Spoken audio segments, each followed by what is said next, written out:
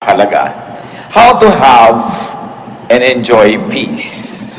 Proverbs 15:17. Contemporary English version po ang ating babasahin. A simple meal with love is better than a feast where there is hatred. So dalawang contrasting ideas, isang simpleng kainan at isang handaan, isang piging. Sabi niya, mabuti pa kung simple na lamang ang okasyon, simple ang pagkain at kainan, kung ang nangingibabaw ay pag-ibig, kesa naman sa isang napakalaki ang granding handaan, pero may kagulo, may pagkakagalit at mayroong hatred. Totoo nga naman, kung minsan po sa kagustuhan nating malaki yung event, sobrang laki ng pangangailangan, sobrang dapat maraming preparasyon, malaki ang gastos, malaki yung stress, ang nagiging ending gulo. Kaya sabi niya, mabuti pa ang maghari, love. So it's one of the more important elements to have peace. Love. To love as verb, no? Because love makes peace possible. Pag may pagmamahalan, marami kang napapalampas.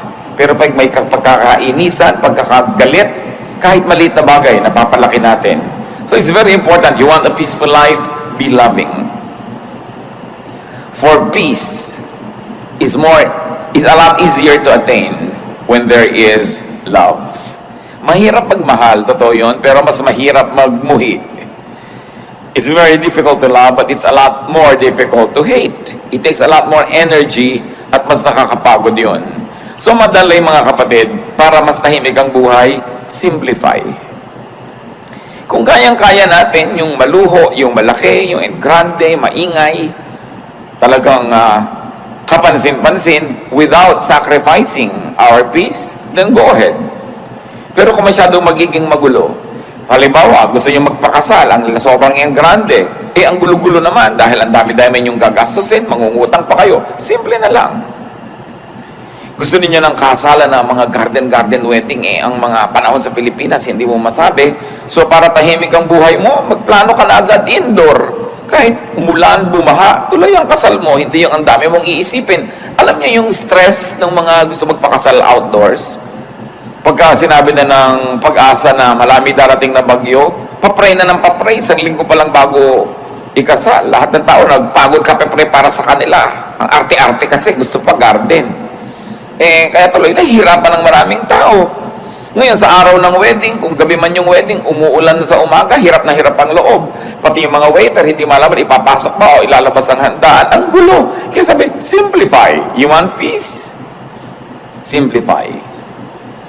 Simpleng damit. Yung iba, sobrang garbo ng mga damit. 5 yarda ang belo ng bride. Hindi na tuloy makalaka dahil sumabit na sa lahat ng silya, sumabit na sa carpet, nakaladkad na niya yung buong mundo. So, ang hirap kasi masyadong maraming kaartehan. Kaya sabi dito, simplify. Better a simple meal rather than a feast. Magkakaroon lang pala ng hatred. Kayo na ang bahala mag-translate sa buhay niyo mga kapatid kung ano yung simple at alin yung magarbo. At alam nyo, nakakapagpagulo.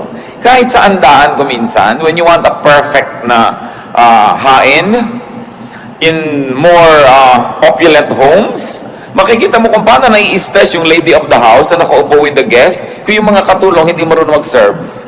O nagkakamali, anong kutsarang inilagay dito, anong tinidor, saan inilagay si baso, nandidila talaga yung donya at kung pwede lang niyang kainin ng palihim yung katulong niya kasi yung reputasyon niya ang nakataya.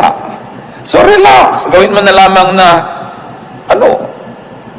hindi na sit down dinner, gawin mong buffet. Di ang simple-simple, hindi ka pa sobrang napagod. At kung wala ng pagkain, wala na, di titigil na tayong kumain. Hindi yung sobra mong gusto magpa-impress, sobra mong gustong malaki yung statement, ang laki tuloy ng nakataya. At pag malaki nakataya, malaki yung pwedeng matalo. At pag malaki yung pwedeng matalo, stressed ka sa buhay. It's better to simplify. When people try to be more beautiful than they really are, when people try to stand taller than what they really are, they have to work hard so much at hiding the truth. Hindi tuloy sila nakakapahinga. Mabuting simple, mas mabuti yung inaamin mo na lang yung totoo ka as much as possible. Siyempre, hindi ka na pwedeng 100% na totoo. Diba? Meron ka namang ini-improve, which is normal. But alam mo dapat kung ano yung sobra na to, mapapagod na ako, this is no longer good for me and for everybody else around me. Simplify and your life will be much more peaceful. Proverbs 21:9. It is better to stay outside on the roof of your house than to live inside with a nagging wife. Siyempre, point of view yan ng husband. Dapat din pwede rin sabihin, than to live inside with a nagging husband, kung husband mo naman yung nagger. Alam naman natin na sa Middle East, ang mga bubong ay pwedeng tirhan kasi flat. Pag naglagay ka ng kaprasong bubong uli doon sa ibabaw ng bubong na yun, kaprasong dingding, yun na yung upper room. So it is possible. But what Proverbs is saying is, mas harap yung tahimik, kahit nag-iisa ka na lang, malayo ka na lang sa mahal mo sa buhay. Kung nagger naman ang lagi ang pinagkagawa, kailangan tahimik ang buhay. Isang lesson dito mga kapatid, you want a peaceful life, don't nag. Mas marami naman talagang wives na guilty nito, pero hindi ito exclusive to women. May mga men, sila yung nagger. Don't insist on your own way. Bakit ba may nagnanag? Because somebody insists on your own way. Gusto ni Mrs. Pisang-pisa ang toothpaste. Yung walang natitira, hindi uka-uka, tuwid na tuwid.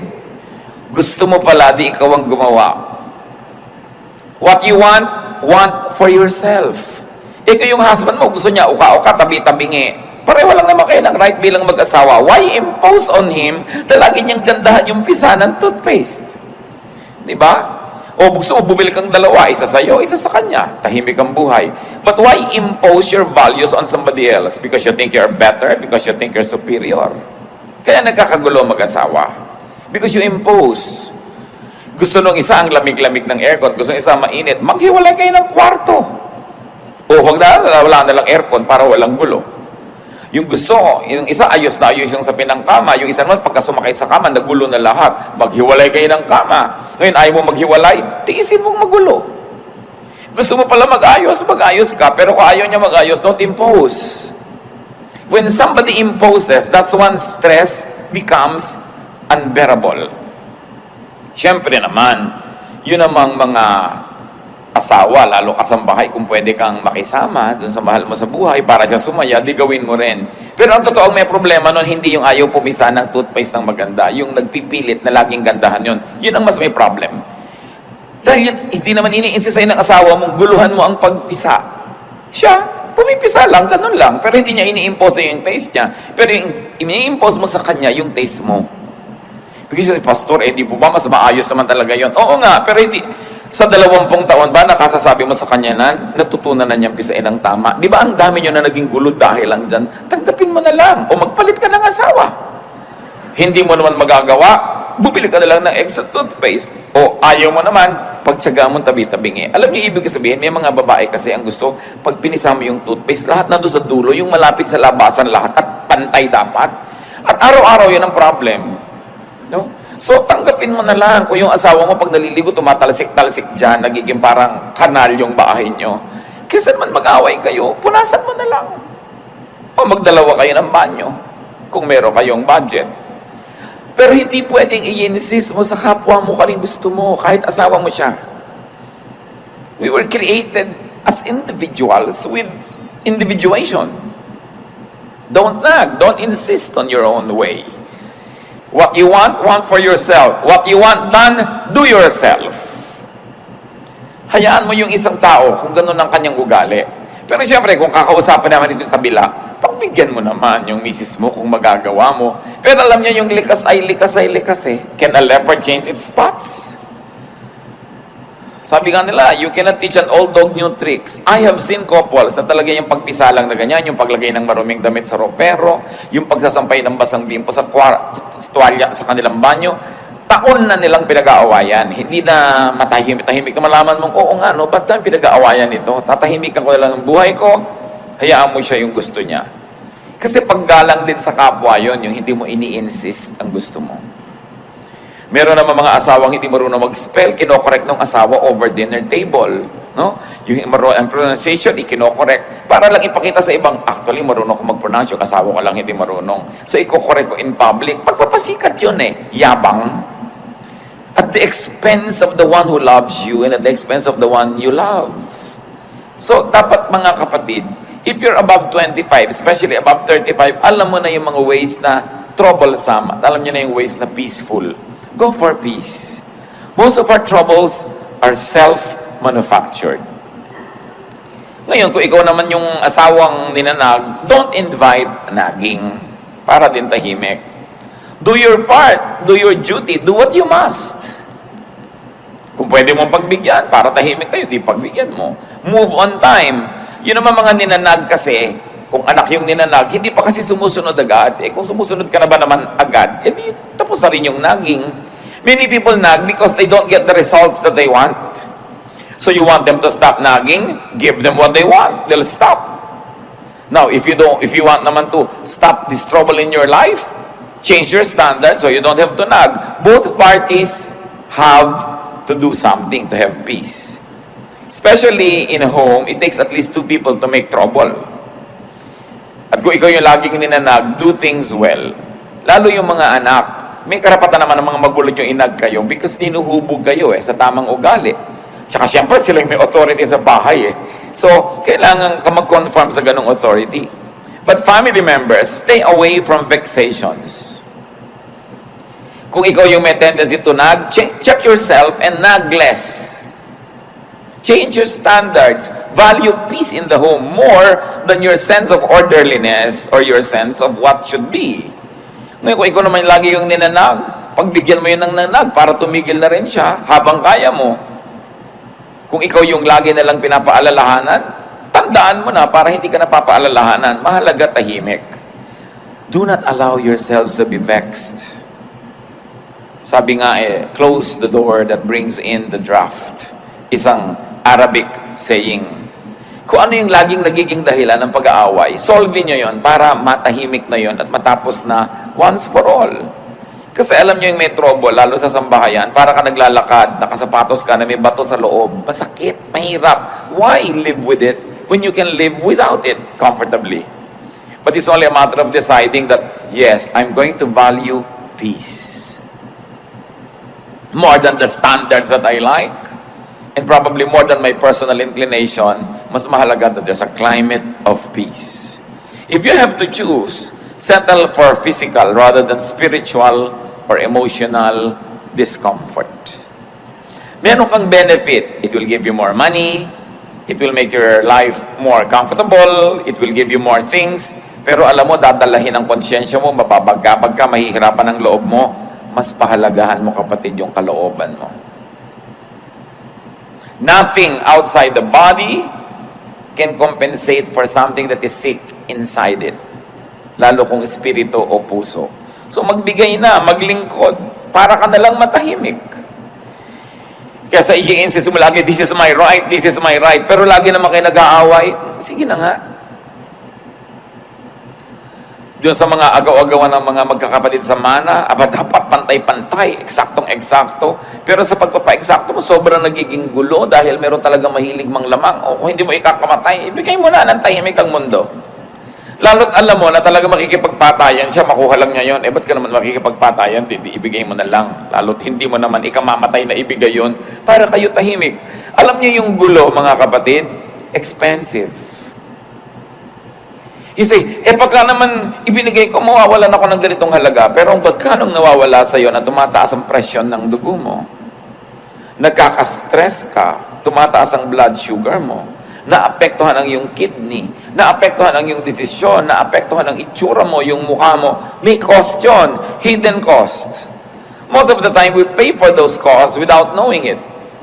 Na mas nalulugi tayo sa pagpipilit nating maging dapat makatuwiran, dapat yung right ko, dapat yung duty niya, dapat ganyan. Pero kakahanap mo nun, lalo tayo na maibigay sa'yo, gumugulong buhay mo, gumugulo din yung iba.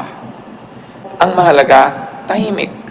Kaya ang sabi ng Panginoon sa Matthew 5:41 to 42, if a soldier forces you to carry his pack 1 mile, carry it 2 miles. When people ask you for something, give it to them. When they want to borrow money, lend it to them. Ang kahulugan lang nito, kung alin yung makakapagbigay sa inang kapayapaan, kahit merong konting cost, pahalagahan mo yung kapayapaan. Nung araw pa yung mga Roman soldiers, they could force any citizen of the countries that they conquer to carry their pack for 1 mile. So pag kami mga nagmamarch na Roman soldiers, gusto niya ipadala yung gamit niya sa'yo, pwede niya talagang hingin yon, 1 mile. Duty mo yon dahil citizen ka ng empire na yon. Pero sabi nga, pinipilit ka magdala ng 1 mile, gawin mo pang 2. Kung yun ay ikakatahimik ng buhay mo, kesa pagpipilit mo na ayoko, pero gumulo naman ang buhay mo, dalin mo na nakapag-exercise ka pa. Yung may umuutang sa'yo, tago ka ng tago, dumadaan ka pa sa bintana, halos magkahulog-hulog ka, nagkakasinusunungaling ka sa pagtatago, may ipapautang ka naman, pautangin mo na nung umalis na. Tahimik ka na, kesa ayaw umalis sa tapat ng bahay mo. Ang sinasabi lang ng Panginoon dito, maraming bagay na may halaga, hindi lang pera ang mahalaga. So kung yung pagpaparaya, yung pagbibigay, yun ang makakapagpatahimik sa buhay mo, yun na lang ang pahalagahan mo. Marami mo sabi, ay hindi yata dapat, hindi dapat. But look at your life kung tahimik kayo. Kung payapa kayo. Kahit naman ayaw mong pumayag, pinipilit ka pa rin nila eh. Kahit tumatanggi ka, nandyan pa rin hanggang hindi nila nakukuha yung gusto nila. So it's up for you to decide which is more important to me at this point. Matahimik ako at mawala siya sa harap ko o ipagpilitan ko na ayaw ko magbigay sa kanya. Another way, of course, to peace is to do your duty. Katulad nga nun, yung soldier, bubuhat ka niya ng 1 pack for 1 mile. It's your duty, do it. Tulad din ng mga husband, hindi naman natin gustong konsentihin yung mga husband na ayaw ayusin yung paggamit nila ng mga banyo, pero duty nyo rin to please your wife. The Bible tells the husbands, please your wife. At hindi mo naman ikamamatay na ayusin yung pagpisa ng toothpaste, huwag mong basahin yung sahig ng banyo, isampay mo ng mabuti yung damit mo doon, gawin mo na yun para tahimik ang buhay.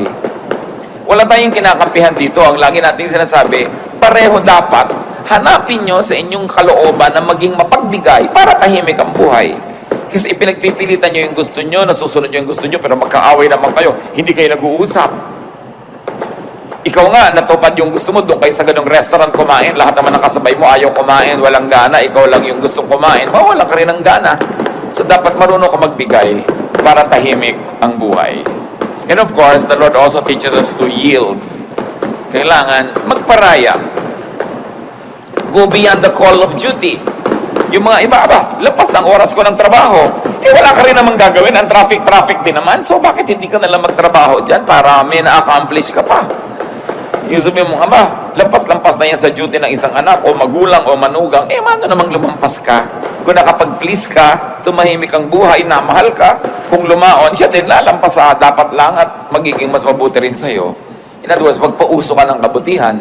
Kaya sinasabi na, if somebody forces you to walk 1 mile, walk 2 miles. No? Sabi pa nga ni Lord, sinampal ka sa kaliwa, ibigay mo pa yung kanan, ikaliligaya pa niya, gusto mo pa. Of course, it's a figure of speech. Isang pagmamalabis.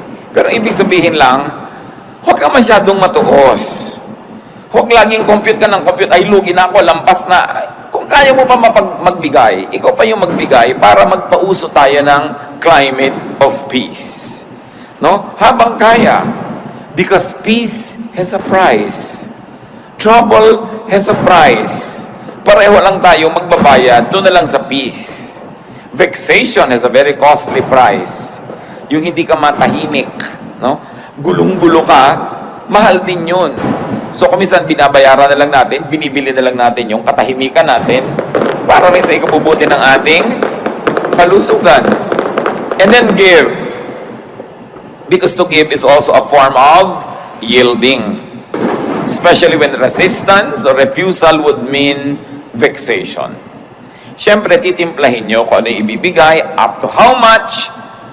Lagi mo kasing tinitimpla, will not giving cause me so much in terms of peace? Will giving give me my peace? Kayo ang magtimpla nun. Siyempre, ang ending dapat panalo. In the sense na tahimik ang inyong buhay. Learn from the bamboo. Bihirang kawayan ang nababali pagka merong bagyo kasi nagbibigay. Pag malakas yung hangin, yumuyuko lang siya. Yung mga punong matitigas, yan ang mga nababali kasi lumalaban sa hangin. There is wisdom in yielding. Galit na galit yung mahal nyo sa buhay, yield. Kahit hindi kayo sang-ayon. Bukas, pag malamig na yung ulo niya, tsaka naman kayo magsalita, huwag nyong labanan yung hangin na malakas kasi baka lang kayo mabali. Kailangan marunong ka magparaya. Isa pa sinasabi sa 1 Timothy 6:6-7, para tayo payapa. And religion does make your life rich by making you content with what you have. We didn't bring anything into this world, and we won't take anything with us when we leave. At totoo nga naman, wala kang dala sa mundo, wala ka ring dadalhin pag alis mo rito. So kailangan daw ang tao merong contentment. Learn contentment. Have what you like, if you can have it. But if you cannot have what you like, learn to like what you have. Then tatahimik ang iyong buhay. At kailangan ng tao kontento. Mataas ang pangarap mo, pero kung sa kadinala ng kakayahan mo, magsaya ka na doon. Mangarap ka uli, reach out further, pero kung sa lang dinala ng araw na biyahe mo, doon ka lang nakarating, learn to be happy with it. Because you will always, if you will always desire for what you do not have, if you will always complain for the things that are not within your reach, you will only be miserable. Hindi lang nadadaan sa pagkain, sa clothing ang buhay, marami pang iba. Sabi sa Luke 12:13, life is more than food or clothing. Siyempre, metaphor yan, isang talinghaga, yung food and clothing for all the material things that we desire. Sabi, well, okay, plant, so you harvest, reach out, far, wide, pero kung doon ka nalang dinala ng buhay, sa kabila ng pagsisikap mo, mahalin mo kung anong binigay sa'yo ng Panginoon, appreciatein mo kung anong kalagayan mo ngayon. Huwag kang laging magsikap, magpayaman, magpasikat, maging makapangyarihan. Kasi yung pagyaman, pagsikat, pagiging makapangyarihan, hindi yan garantiya na lagi kang mas sasaya kung mas sikat o mas mayaman o mas makapangyarihan. Ang problema ko minsan sa yaman, kailangan mo uli ng napakaraming yaman to maintain it. Kaya ang problema sa kapangyarihang natikman, kailangan mo ng mas marami pang kapangyarihan to maintain it because somebody else likes it. And in getting it or keeping it, a lot of trouble can come into your life. 1 Timothy 6:8-10. So we should be satisfied just to have food and clothes. People who want to be rich fall into all sorts of temptations and traps. They are caught by foolish and harmful desires that drag them down and destroy them. The love of money causes all kinds of trouble. Some people want money so much that they had given up their faith and cost themselves a lot of pain. Sabi, kailangan maging satisfied ka with simple things. Yung sinasabi namang food and clothes, talinghaga sa simple. Hindi sinasabi, magpakasimple ka na lang all your life, pero kung yan na lang talaga ang narating mo na hindi mo sinacrifice ang pagiging mabuting tao, ang pagiging anak mo ng Diyos, well, learn to be happy with it. Sabi, yung sobrang pagnanasa na yumaman o magkaroon ng sobrang higit-higit sa kailangan naman nila, naububulid lang sila sa napakaraming mga gulo. Natatrap sila ng kanilang mga kung ano-anong pinagkakagawa para lang makuha nila ang kanilang mga gusto. The trouble with having a lot of wealth is that everybody else wants it, so you have to keep fighting them to keep it. The same with power, the same with fame. Same with beauty. Pag binayayaan ka ng Lord ng kagandahan, masatisfy ka, at kung na-maintain mo yan sa parang hindi naman nasisira ang kalusugan mo, buhay mo, budget mo, well, do it. Pero kung nasisira na yun, hayaan mo nang tumanda ka. Diba?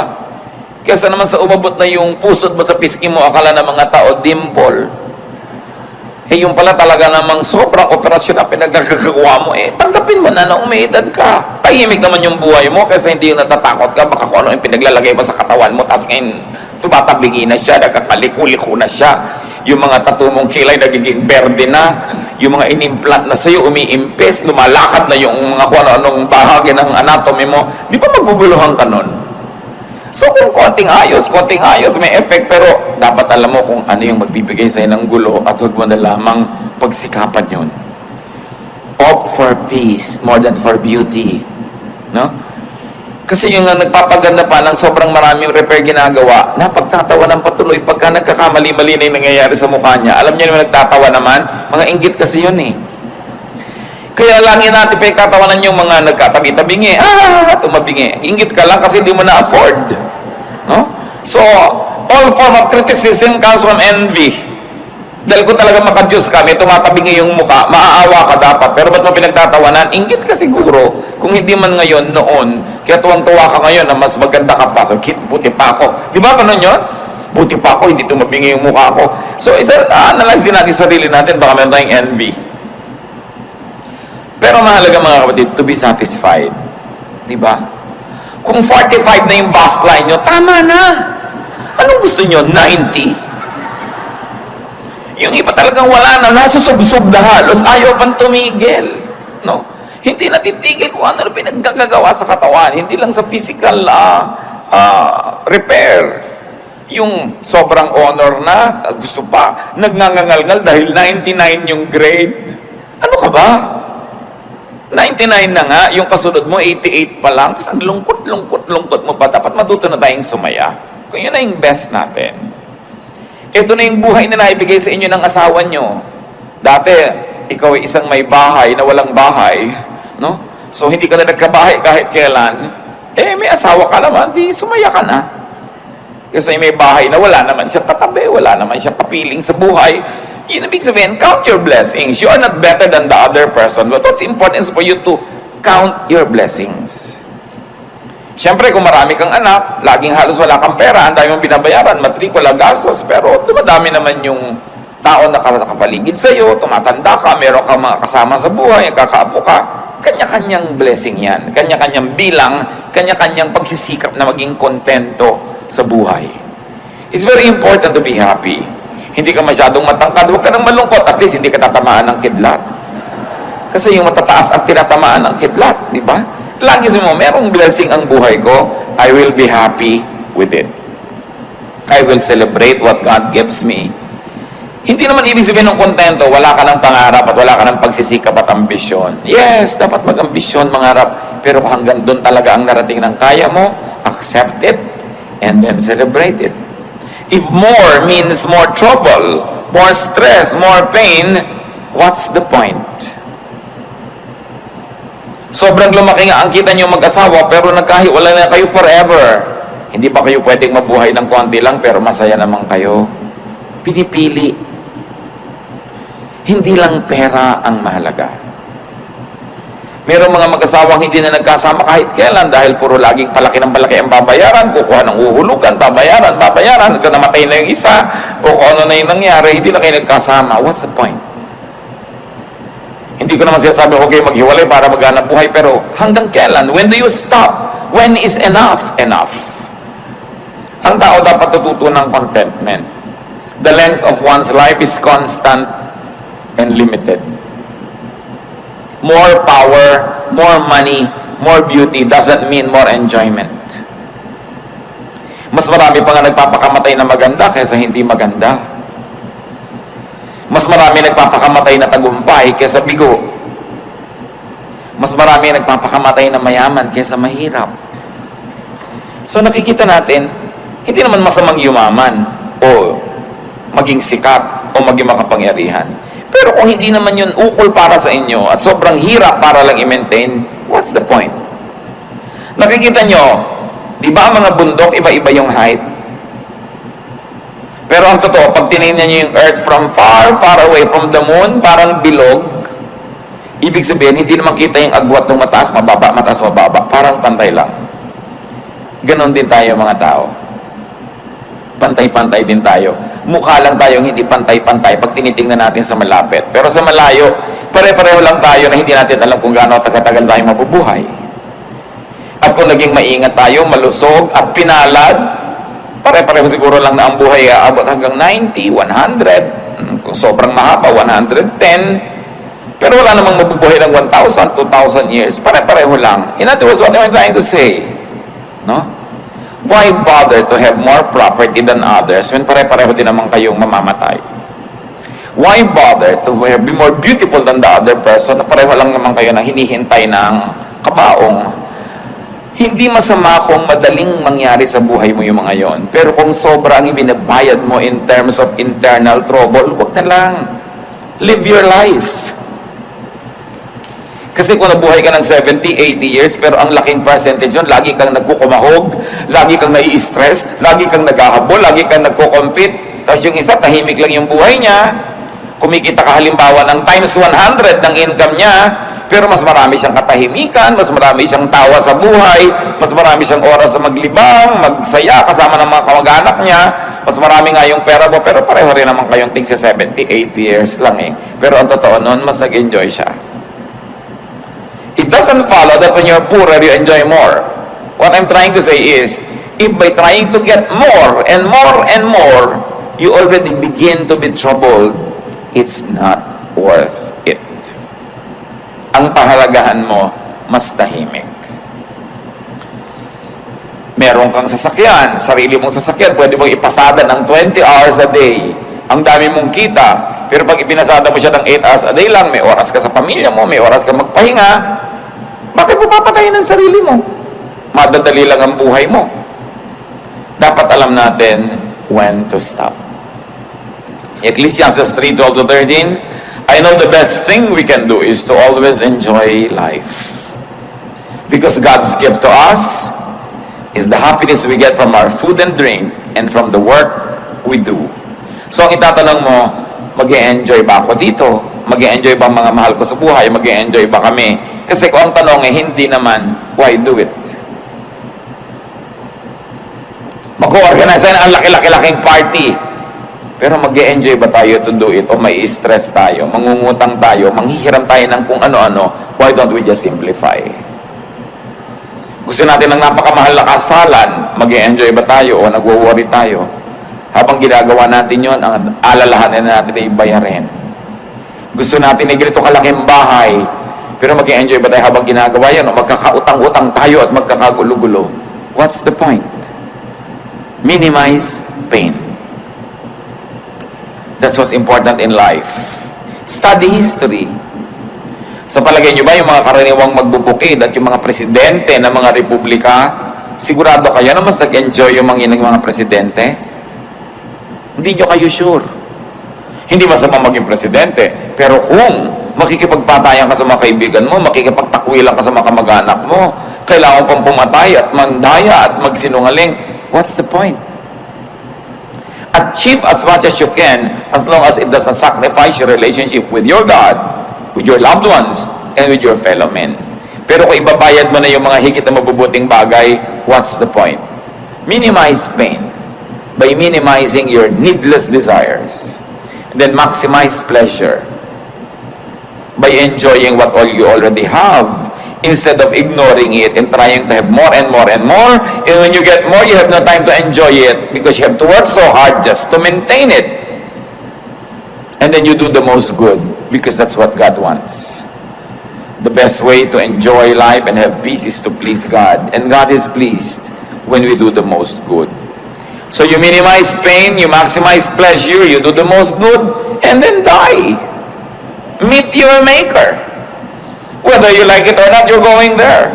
Pero ang itatanong mo, pag nilingon mo yung buhay mo, was it pleasant? Was it nice? Or was it full of strife? Baka sa sarili mong libing, hindi ba lang makipaglibing ang kapatid mo dahil inagawan mo siya ng mana? Is it worth it? Mas humaba pa talaga yung buhay mo kaysa sa kanya? Mas sumarap pa talaga ang pagkain mo? Pwedeng sumarap, pero mas may gana ka ba kaysa sa kanya? Pwedeng nakabili ka ng mas magandang bahay, magandang kwarto at kama, pero mas mahimbing ka nga pa talagang matulog dahil lang nagkaroon ka nun? Pero kung binabagabag ka pa ng budhi mo, wala ka pa naging mga kaibigan, nakagalit mo pa yung dati mo mga kaibigan, is it worth it? You should know when to stop. Kuminsan, meron sa ating pinagpapala ng Panginoon, kumikita tayo ng malaki, everything's going well, healthy tayo, pero ayaw nating tumigil, nagiging sakim tayo. Pag naging sakim ka na, gusto mo na lang more and more and more, itatanong mo na sa sarili mo, is the enjoyment directly proportionate to the increase in what I have? Kasi may diminishing returns din yan. Alam niyo yun naman yung pera, mahalaga lang yan sa taong walang pera. Pag wala kang kapera-pera, 1,000 pesos means so much. Kaya pagka yung may mga 30th month pay, pagka end of the year, yung ibibigay mong 30th month pay, magkano? 10,000, 20,000, whatever it is. Sayang-saya yung pamilya, nagkakagulo kung anong kakainin at gagastusin nila. Pero kung ikaw na yung may-ari ng kumpanya, ang totoo, kahit 3 million pa yung madagdag sa pera mo, bali wala na eh. Nadagdag lang sa salansan mo, nadagdag yung number, but it doesn't give you as much happiness and pleasure kasi yung mga empleyado mong tuwang-tuwa dahil nakabili ng pagkaalat-alat na hamon. Hindi ko mas maraming pera, mas may enjoyment. So pag alam mo, ay may diminishing returns na, it means I must focus on something else. And it means probably how to enjoy more what I already have rather than on working harder and harder to have more and more, which does not proportionately add pleasure to your life. Inner peace is important because it gives man the time and space to hear God, to know God. So kung ang ating pagpapasikat, pagpapayaman, ang ating paghahangad, gumugulong isip natin, pati pagpe-pray, hindi na natin magawa, wala na tayong oras, wala tayong panahon para magbulay-bulay ng mga mahalagang bagay. Para ano pa? When you don't hear God and know God more, you will lack the peace that you will need in this life. So know when enough is enough. Psalm 46:10, our God says, "Calm down and learn that I am God." Who will learn that God is God? Those who are calm, those who are peaceful, those who are quiet. But when your quests take away the calm, the peace, the quietude, you will have vexation. The more vexed you are, the less of God you will have, because it takes peace to know God. And when you make it your priority to have peace, you know God more. Knowing God gives you more peace. Then you're able to know God more, and then you're able to have more and more peace. But the less peace, the less of God, the less of God, the less peace, baligtad, paubos ng paubos. Kaya huwag natin pabayaan na tayo ay magulo, mga kapatid. Magparaya. And it's very important that you enjoy life. You're working, enjoy it. Huwag niyong isumpa yung trabaho niyo. Kasi kung ayaw niyo, di mag-resign kayo. Kung ayaw naman mag-resign, di mahalin nyo. Kesa nandyan, tas ayaw nyong mahalin, wala naman kayong choice, hati ang loob nyo. Ba, nagpipinta ka ng mga gulong ng jeepney, kung yun ang trabaho mo. Tas naiinis ka, nagagalit ka sa buhay mo, inuumpog mo yung sarili mo habang ginagawa mo yun. Pero kailangan mo rin namang gawin, lugi ka dahil ginawa mo, tas hindi ka nag-enjoy. Eh, kailangan mo rin namang gawin, di-enjoyin mo na siya. It's important to teach yourself to love what you do. Yan ang itinuturo sa atin ni Solomon eh. Find pleasure in what you do. Huwag yung ay Lunes na naman, ay umaga na naman. Eh ano, mas gusto mo namatay ka na kagabi para wala nang umaga? Huwag yung pinagsasasabi, ay umaga na naman, laging, wow Lord, thank you. May umaga na naman, I have another day to eat, to drink, to enjoy life, to make money, or to do something nice. It's always a privilege. Lahat ng hindi pwedeng iwasan, dapat enjoyin. Kasi hindi mo nang pwedeng iwasan, enjoyin mo na. Yan ang sign ng intelligence, if it's not a sign of spirituality. But in any case, brothers and sisters, always prioritize your inner peace. Lagi niyong itanong, ano ang effect nito sa inner peace ko? O mga dalaga na mahilig magpakasal sa garden. Alam niyo kung bakit nakakainitan pa yung garden wedding na yan? Kasi ako yung nagkakasal. Nakaka-stress. No? Ako minsan ang lakas-lakas ng hangin, parang layag na binta na yung belo ng babae. Kung dalhin kaya ng hangin itong babaeng ito nang malaman niyang hindi tamang dito siya nagpakasal sa ibabaw ng bundok. No? So sabihin mo, okay, gusto namin ng ganitong wedding, pero may kakaroon ba ako na inner peace? Na lagi ako nag-iisip, paano kaya yung weather, we cannot control it. O, ibaba mo na lang, maglagay ka na lang ng mga plastic na halaman dyan sa loob, at kumanuwari hardin, lagyan mo ng mga tuko kung gusto mo, para hardin na hardin ang effect, hindi ka pahihikain. No? So, ano ba talaga ang gusto mo sa buhay? Will it give me inner peace? Ayaw ng anak mo ng isang kurso, ipinagpipilitan mo, will it give your anak inner peace? Will it give you inner peace? Anong gusto mo lang? Gusto mo lang magkaroon talaga ng anak na engineer o dentista kahit hindi kayo peaceful? ayaw ng asawa mo na ganito ang gawin mo sa bahay ninyo, pero gustong-gusto mo, ang tanong is, will it give me inner peace? I want to arrange the furniture, pero walang budget. Will it give you inner peace? Will it give the other members of your family inner peace? Bihira kasi natin, mga kapatid, inilalagay sa equation yung peace. Okay, nagagalit ako sa kanya, gusto ko siyang kausapin. Will it lead to peace? Will your method bring about peace? Okay, naihinga mo yung gusto mong sabihin, sumaya ka, namura mo yung gusto mong murahin, napagalitan mo yung gusto mong pagalitan, but did it bring peace? If it didn't, it's not worth it. Because we, the children of God, are to be called peacemakers. Hindi lang tayo nabubuhay para pagbigyan yung katinang bibig natin, na yung gusto natin pawalang salita, kahit maanghang yun, o mahapdi, o masakit, o matalim, papawalan mo. Ang tanong, will I be called a child of peace? A peacemaker? After I have done this. Always have peace. And make it your ministry to give peace. Not always to give a lesson, to give a lecture. Give peace. Pag kayo nagbibigay ng kapayapaan sa inyong kapwa, hindi nyo sila kailangan itali sa inyong paligid. Sila na mismo ang magpo-volunteer na susunod-sunod sa inyo, sasama sa inyo, kasi peace ang napapala niya. Pero pag laging gulo ng isip, bagabag, lalayo sa inyo. Gusto nyo ba yun? Bakit ang daming magagandang babae o magagandang lalaki nilalayuan ng asawa? Kasi hindi peaceful ang buhay nila. Merong dating babaeng mahal na mahal si lalaki, pero after 20 years, ayaw na niya, sinusumpa niya, hindi ko na kaya. Sabihin niya, ano hindi niya kaya? Yung gulo ng loob. Huwag na, di bali na, kung guwapo ka, di bali na may pera ka, ayoko na. Kasi ang mahalaga talaga, peace eh. So give peace. Allow others to be peaceful. Hindi ko mo lamang ikaluluwag ng loob mo, ibinuntun mo na sa kapwa mo, siya naman ang nahirapan. Be kind. So ang tanong, what vexes you? Anong gumugulo sa isip nyo?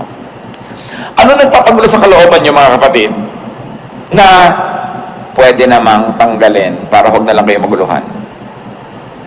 Tanggalin nyo na para gumaan ang buhay nyo. Kung kaya nyo magbuhay ng wala yon, what's the point? Diba? Kaya mahalaga yung confession, you confess to God because you have peace. Nagko-confess ka sa kapwa mo, hinihingi mo ng tawad yung kasalanan mo kasi you will have peace. And many times, it is our admission of our wrongdoing that will pave the way for a peaceful relationship. Pahalagahan natin yon. No? Hindi lang magkaroon ng pera, hindi lang makabili ng ganito at ganon, kundi tumahimik ang ating kalooban. Maiksi ang buhay ng tao. Kahit bigyan ka pa ng 100 years, what is that compared to eternity?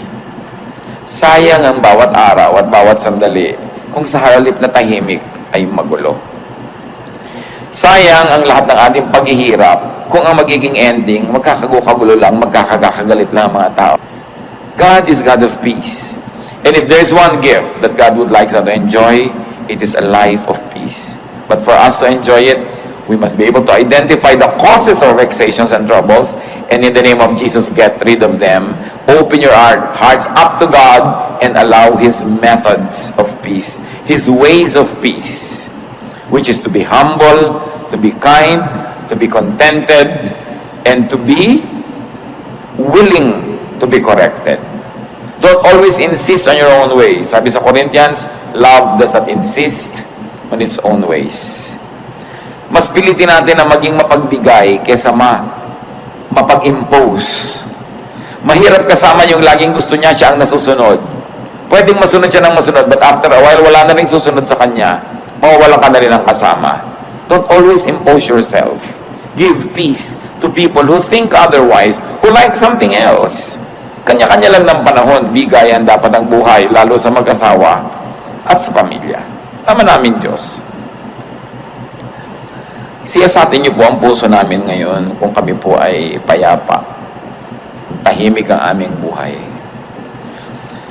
Dalawang uri ng kaguluhan, maaaring kaguluhang dahil sa aming pamamaraan ng buhay, at meron mga kaguluhan na espiritual na kung tutuusin, meron din kami pananagutan kung bakit kami nasuot sa magulong spiritual life. Pakita nyo sa amin ang mga pagkakamali namin para maituwid, Panginoon. Pakita nyo rin yung pagiging naming selfish when we insist on our own ways. When our peace means trouble for other people. Teach us, Lord, to balance, na may bigayan, na marunong din kami magparaya para kumisa naman, sila naman yung payapa, kahit kami ang magbigay. Sa lahat ng mga pamilya dito, Panginoon, na ngayon ay pinaghaharian ng gulo, kanya-kanya, agawan, awayan, pataasan ang mga pride, kanya-kanyang mga kasakiman. Patawarin nyo kami at ipakita nyo sa amin ang pananagutan namin at nawa maging daan kami, Panginoon, para gamutin nyo ang aming mga pamilya. Bless every family represented here. And through the people that hear your word and obey your word, O God, let your peace come into every family. Even workplaces, even communities and organizations. Pero una ngayon ang hinihiling namin, Panginoon, siyasatin mo ang puso namin at ipakilala mo, ipamukha mo sa amin ang mga pamamaraan, ugali, pag-iisip namin na kalaban ng kapayapaan. Nagbubunga pa ng gulo. Gulo sa aming kalooban, gulo sa aming kapaligiran, gulo sa aming mga relasyon. Teach us your ways, O God. Your ways that are peaceful and peaceable. Your ways that not only bring about peace in us, but also promotes peace wherever we go. Teach us and make us agents of peace. Lalong-lalo, Panginoon, kung kami may influensya, maybe our office,